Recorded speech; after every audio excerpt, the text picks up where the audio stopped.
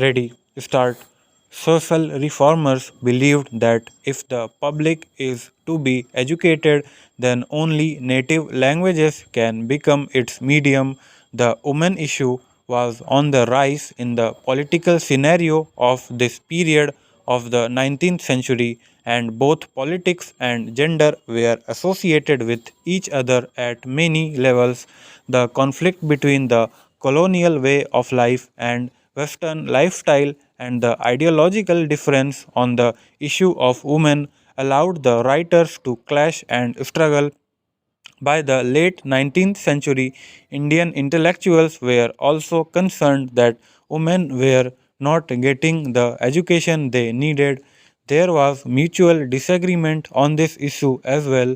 For example, Taraknath Vishwas wrote in the preface of Bangi Mahila, there have been very few books which are worthy of women to read or which husbands can give their wives to read.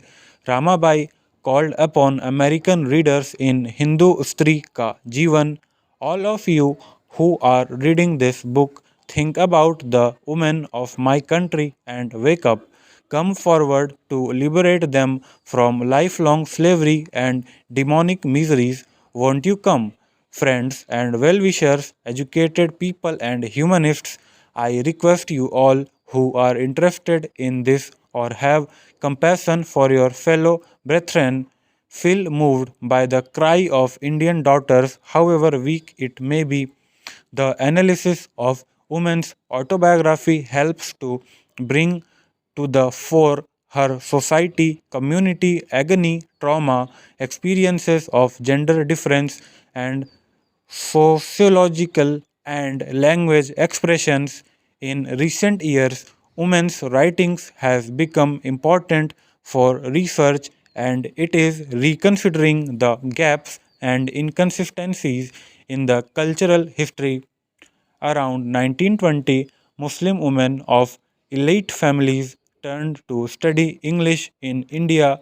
This new era of education created a class of educated women comprised of women like Muhammadi Begum, Nazar Shajad Haidar, and Abbasi Begum who started writing and getting published in magazines, reading prose, letters, diaries, poems, and travelogues of women writers, thus far neglected.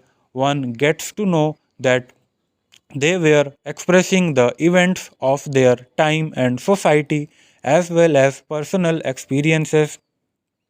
The autobiography of Begum Sultan Jahan of Bhopal, published in three parts in Urdu and English, appears to clash with parallel and intersecting currents of colonial power, the rise of nationalist ideology, and socio religious reform movements.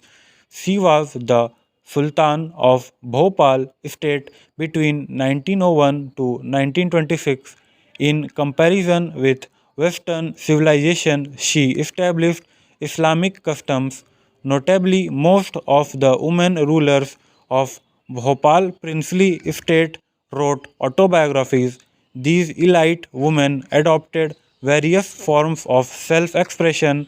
Shah Jahan Begum under bracket 1838 to 1901 wrote Tehjeeb ul Niswan o Tarbiyat ul Insan under bracket 1889 to teach women how to conduct themselves.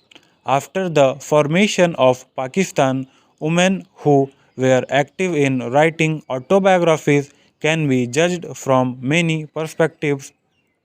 That is, what was their view on the cultural context and history in the changed circumstances following the partition and the dimensions of their association with gender issues.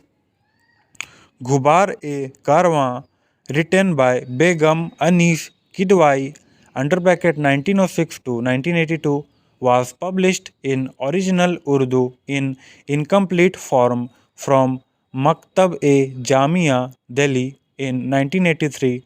A resident of Barabanki, Uttar Pradesh, Anis wrote a memoir titled Azadi Ki Chhaav Mein under bracket 1949, in which she gives an eyewitness account of the riots during the India-Pakistan partition and the problems faced by refugees.